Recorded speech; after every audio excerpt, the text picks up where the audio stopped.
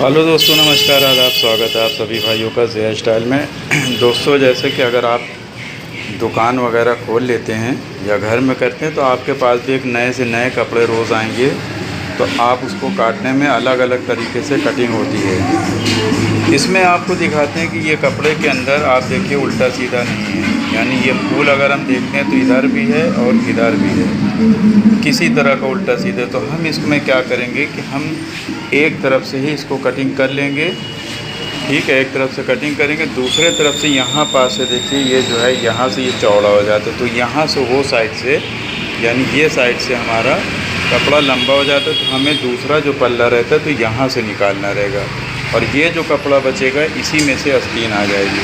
तो अब इसको काटना कैसे है, देखिए सबसे पहले हम आपको दिखाते हैं ये कि हम यहाँ से लेके, ठीक है, और सबसे पहले यहाँ तक हम जो है लंबाई को नाप लेंगे। जब आप लंबाई नापेंगे तो उसी में दबाव का भी इतना हिस्सा छोड़ना रहता है, ठीक है। और उसके बाद अब हम क्या करेंगे, जब हमने लंबाई नाप ली उसके बाद हम फिर लंबाई से के बाद जो है यहाँ से लेके यहाँ तक हम ये देखिए दो निशान लगाए कि सीधा और एक क्रॉस।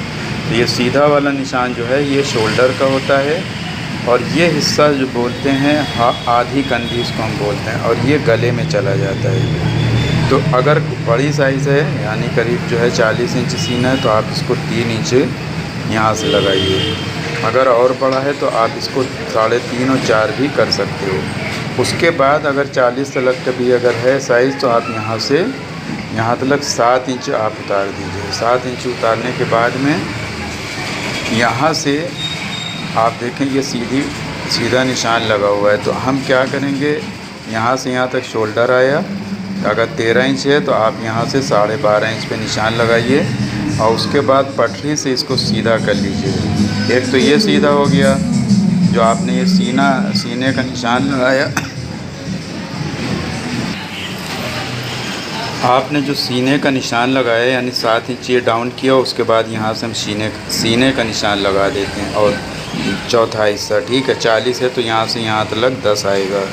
तो 10 इंच लगाने के बाद में फिर हम यहाँ से 12.5 इंच, अगर यहाँ 13 है तो यहाँ 12.5 इंच पे निशान लगा के इसको सीधा कर देंगे और यहाँ से यहाँ तक 1.5 इंच का निशान लगाएंगे और फिर यहाँ से करीब 3-3.5 इंच से ला के इसको ऐसे राउंड कर देंगे, ठीक है। तो ये हमारा सामना हो गया, ये सामना हो गया। जब हम पीछे का हिस्सा काटेंगे, अगर आपका पीछे का गला टिक अगर आपकी छोटी है यानी टिक अगर आपकी इतनी है, अगर यहाँ से होगी तो आप इसको बराबर भी काट देंगे, कोई दिक्कत नहीं, चूँकि पीछे का हिस्सा बढ़ के उधर चला जाता है, ठीक है। तो बराबर भी काट सकते हैं, उसमें कोई दिक्कत। लेकिन अगर टिक अगर छोटी है, इतनी है यानी इतनी, ठीक है, इतनी अगर है टिक, तो आप इसको सेम जो है यहाँ से इस तरह से इसको ऐसा करिए कि यहाँ से जो है कम से कम आधा इंच जो है इसको बढ़ा के और इसमें मिला दीजिए, ठीक है। ये पीछे का हिस्सा हो गया। तो हम जो कटिंग करेंगे यानी जिसमें निशान लगा, हम जब कटिंग करते हैं तो हम पीछे के हिस्से को काटते हैं, यानी हम फ़ौरन इसी पे नहीं काट देते। कभी कभी होता है कि अगर मान लिया कि इसमें कहीं पे दाग धब्बा है तो हम पीछे वाले हिस्से को सामना बना लेंगे, इसको पीछे का बना लेंगे। तो इसलिए जब भी कटिंग करिए तो पीछे वाले के हिसाब से सामने को भी काटिए, उसमें आपका बेनिफिट रहता है। तो ये हो गया ऊपर का हिस्सा। आप इतना समझ गए होंगे कि अगर टिक छोटी है तो इतना बढ़ाएंगे, अगर गला बड़ा है 7 इंच के ऊपर है तो आप जितना सामना काटें वो उतना ही पीछे का भी काट दें, ठीक है। उसके बाद आइए फिर ये कमर का निशान लगाया और कमर का निशान लगा के जितनी कमर है यहाँ से चौथाई कमर को लगा के और ये निशान कमर पे मिला देंगे। और उसके बाद ये हिप का निशान जहाँ पे भी लगता है, जितनी चाक आप यहाँ से खोलनी रहती है, अगर किसी ने नाप दिया तो उस नाप के हिसाब से जितनी चाक खोलनी रहती है उस चाक के वहाँ पास हम ये कट्टुम लगा देंगे और कमर से हम यहाँ पे ले आकर निशान मिला के और जितना घेरा रहता है, जितना घेरा है, ये देखिए जितना भी घेरा है, घेरे को नाप के हम ये वाला निशान चाक का ये घेरे में लगा देते हैं, ठीक है। तो ये हमारा पूरा निशान एकदम रेडी हो गया है। तो अब इसको हम क्या करेंगे कि इसको कटिंग कर लेते हैं। तो सबसे पहले शोल्डर की तरफ हम एक सिलाई बढ़ा लेते हैं, ये देखिए ये शोल्डर पे एक सिलाई बढ़ाया और उसके बाद यहाँ पे जहाँ पे हमने शोल्डर का निशान लगाया था, अब उसके बाद हम पीछे के हिस्से को इस तरह से थोड़ा सा बढ़ा के कटिंग कर लेते हैं। ये देखिए। अच्छा, ये तो कट गया। एक चीज़ और आपको बता दें, जब भी हम कटिंग करते हैं तो ये फूल अगर हम यहाँ से काटेंगे तो इसका बीच सेंटर यहाँ पे आना चाहिए, यानी इसका बीच सेंटर, ना कि हम यहाँ से काट देंगे तो ये ख़राब दिखेगा। तो इसका जब बीच सेंटर यहाँ पे, जैसे देखिए फूल है, इसका बीच सेंटर रखेंगे तो ये जब पहनने पे अच्छा दिखता है। तो ये सब चीज़ों का भी ख्याल रखना चाहिए। तो उसके बाद देखिए ये काटा, उसके बाद साइड में आपके हिसाब से जितना भी आप रख सकते हैं दबाव, 1.5 इंची, 1.25 इंची, जितना भी आप समझते हैं कस्टमर को, ये कस्टमर किस तरह की है उसी हिसाब से आप इसमें दबाव रख सकते हैं। बहुत सी कस्टमर होती हैं ढीला टाइट करवाती हैं तो उनको ज़्यादा दबाव रखा जाता है, और जो लोग सही होती हैं कि उनकी नाप एकदम अच्छी है तो आप उनको बस 1.25 इंच, 1.5 इंच तक आप रख सकते हैं। अब उसके बाद हम इसको जो दबाव नीचे घेरे में है इसको भी बढ़िया से कटिंग कर लेते हैं। ये देखिए, इसको हटा देते हैं। तो ये हमारी जो है, समझ लीजिए कि ये जंपर कट गई है, यानी बस इतना आपने काट दिया ना तो जंपर कट गई। अब पीछे के हिस्से पे आप रख के जमा लीजिए। ये देखिए जंपर कट गई है, ठीक है, जंपर कट गई। अब आस्तीन बाकी है इसकी, तो आस्तीन की कटिंग करेंगे तो दिखाएंगे। पीछे को हम जल्दी से इस पे छाप लेते हैं। दोस्तों देखिए, बैक को जब छापते हैं तो बैक को थोड़ा सा बढ़ा लेते हैं, ठीक है। तो ये हमने बैक को भी कटिंग कर दिया है, ये देखिए, ठीक है। तो इसी तरह आप भी बैक को काट लीजिएगा। दोस्तों आइए देखते हैं, आस्तीन भी काट दिया हमने। ये देखिए, आस्तीन की सबसे पहले यहाँ से लेके और यहाँ तक की लंबाई आपको नाप लेनी है। और उसके बाद दोस्तों देखिए 2 निशान हमने लगाए हैं। अगर आपका पीछे गला बहुत ज़्यादा डीप है तो आप ये कम वाला लगाएं, यानी 3.5 इंच, और नहीं तो ये 4.5 इंच वाला आप लगाइए। अगर आपकी टिक छोटी है, ठीक है, ये एकदम जाके जो एकदम अच्छे से बैठ जाएगा। ये हल्का सा चूड़ीदार के स्टाइल आप देखिए, जिस तरह से ये आपको पटरी दिख रही है, ये देखिए। और अगर हम सीधी पटरी से लगाते हैं तो सीधी पटरी से आप देखिए कहाँ पे ये जाता है, ये देखिए इतना लूज़ हो जाएगा, ठीक है। तो बहुत सी औरतें जो रहती हैं वो थोड़ा सा हल्का सा फिटिंग तरीके से पहनती हैं, तो ये वो वाला है। और यहाँ पाइपिंग लग जाएगी, उम्मीद है कि आपके समझ में आ रहा होगा। और ये देखिए ताल इसका ये कट गया, इसी तरह सामने में भी कट जाएगा ऊपर के हिस्से में। तो इस तरह से ये रेडी हो जाती है पूरी जंपर। और आपको दूसरे कलर का हम जो है सिखाएंगे, जो दूसरा कलर हम काटेंगे तो वो दूसरा कलर भी आपको दिखा देते हैं कि ये देखिए, ये दूसरा कलर इसी के नाप से जो है काटना है।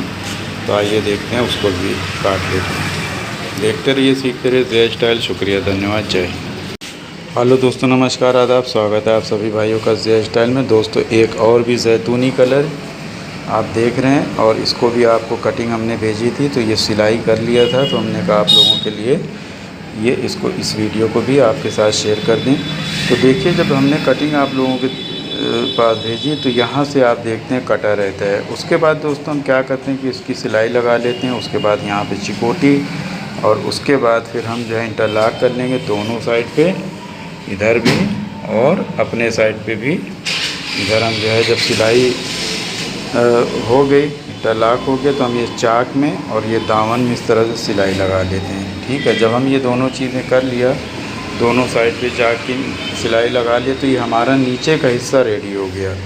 अब हम ये कंधी इसकी अलग अलग रहती है, यानी ये खुला हुआ रहता है, ठीक है। जब ये खुला हुआ रहता है तो हम क्या करते हैं, सामने में गले को पालिश पट्टी इस तरह से पलट लेते हैं और प्रेस लगा लेते हैं, सामने और बैक दोनों में पलटने के बाद। उसके बाद ये पाइपिंग को अलग से डबल कपड़ा हम काट के रखेंगे इस तरह से, यानी डबल ऐसे। और इसी को ये साइड से हम ऐसे करके पाइपिंग इसमें बारीक सा सिलेंगे, जितनी निकालना है, और इस तरह से अंदर को आप पलट देंगे तो ये हो जाएगी पक्की लब। तो इस तरह से आपका सामने का गला बन गया। अब ये तैयार हुआ सामने का, तो फिर हम इसका शोल्डर सिल देंगे, यानी कंधी सिलने के बाद में ये देखिए कंधी जब सिलेंगे तो इस तरह से इंटरलॉक कर देंगे। इंटरलॉक करने के बाद फिर हम इस तरह से तुरपाई कर देंगे तो ये ऐसे पट्टी लगा जाएगा। तो ये हमारा ऊपर का भी हिस्सा तैयार हो गया और नीचे का भी तैयार हो गया, यानी कि बॉडी पूरी रेडी हो गई। उसके बाद दोस्तों हम क्या करेंगे कि आस्तीन भी बना लेंगे। और आस्तीन में भी हम देखिए पाइपिंग इसमें निकाल दिया था पक्की लब, ये देखिए ठीक है। ये जो है डबल हमने निकाली थी तो ये पक्की लब, और उसके बाद इसकी साइड भी हम पक्की लब को सिलाई कर लेते हैं। इससे क्या होता है कि खुचड़ा नहीं निकलेगा तो काफ़ी दिन तक ये कपड़ा चल जाता है। अब ये जब आस्तीन भी बन गई तो हमें अब इस पे चढ़ाना है। तो चढ़ाने के समय हम क्या देखेंगे कि इसमें जो सामने में ऐसे ताल कटता है और आस्तीन में भी यहाँ से ऐसे करके ताल कट जाता है। तो ताल और ताल वाला सामने और पीछे का सीधा वाला बढ़ा हुआ पीछे की तरफ, तो हम ये साइड में मिला के, और जहाँ पे कंधी का शोल्डर का जो है फुटका रहता है, अगर आपने कंधी डाउन किया तो फुटका यहाँ पे आएगा। तो आप यहाँ पे जो फुटका रहेगा तो आस्तीन का भी फुटका वहीं पे आना चाहिए ऊपर का। तो इस तरह से जब आप आस्तीन चढ़ाएँ तो एडजस्ट करते हुए इतने हिस्से में 3 इंच इधर 3 इंच उधर में आप इसको नम करें पीस को। अगर बढ़ी हुई है आधा इंच भी तो इतने में ही नम करना है, तो ये मोंढे पे एकदम अच्छे से बैठ जाती है। तो इस तरह से आप जो है कमीज़ पूरी तैयार करके, और उसके बाद दोस्तों प्रेस लगा दें, यानी तुरपाई करने के बाद गले में आप प्रेस लगाने के बाद इसको टांग दीजिए। आपकी ये जम्पर तैयार हो गई और इसके आपको कस्टमर जो है वो पैसे दे के जाएंगे। तो आप इस तरह से आप पैसे बहुत आसानी से कमा सकते हैं और सिंपल है। जो बहन भाई हमारे काम सीखना चाहते हैं तो आप सीख सकते हैं हमारे यूट्यूब चैनल के थ्रू।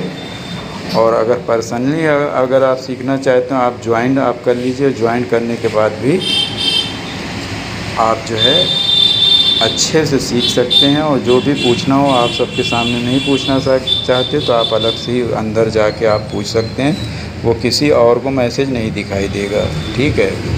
आप जितनी भी राशि चुनना चाहें आप उसमें आप देखिएगा राशि जो है लिखी रहती है। आप जितने भी मंथली वाली आप राशि चुनना चाहें आप चुन सकते हैं और बहुत आसानी के साथ सीख सकते हैं। किसी का कोई दखल नहीं होगा, आप अपना खुद ही सीख सकते हैं। तो देखते रहिए, सीखते रहिए ज़े स्टाइल। शुक्रिया, धन्यवाद, जय हिंद।